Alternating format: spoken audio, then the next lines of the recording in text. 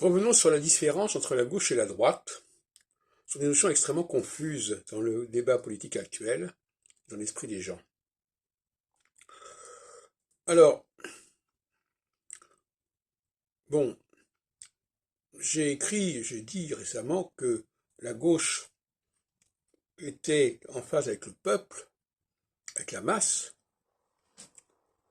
anonyme, quelque part, et la droite était branchée sur la question des chefs, des leaders, alternativement. Mais au-delà de cela, je voudrais revenir sur d'autres considérations que j'ai développées auparavant, à savoir que pour moi, la droite ne veut pas tenir compte des différences objectives. C'est une droite volontariste. C'est-à-dire qu'elle veut que les choses soient comme elle veut qu'elles soient, du fait notamment de la loi. La loi est l'arme principale de la droite.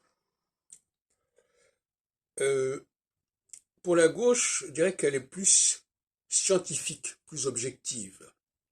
Elle reconnaît davantage un certain nombre de clivages fondamentaux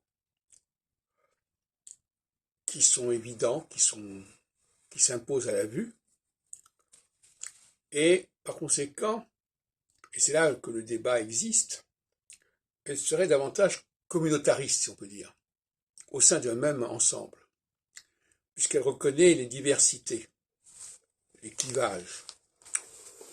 Je donne toujours l'exemple du MLF qui est né en 68, en pleine période équinoxiale, et qui reconnaissait que chaque groupe devait fonctionner à sa façon. Qu'il n'y avait pas une seule façon de fonctionner.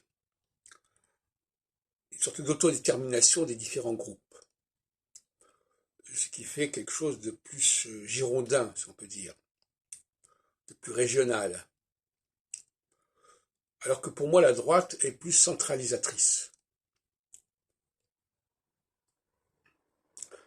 Mais il faut reconnaître que sur ce point, les choses ne sont pas si claires.